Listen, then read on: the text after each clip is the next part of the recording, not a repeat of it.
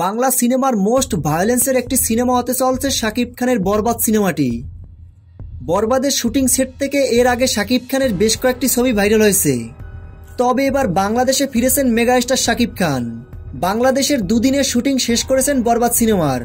তবে বাংলাদেশের শেষ অংশের শুটিং স্পট থেকে একটা ছবি ভাইরাল হয়েছে সামাজিক যোগাযোগ মাধ্যমে, যেখানে প্রকাশিত ছবিটিতে দেখা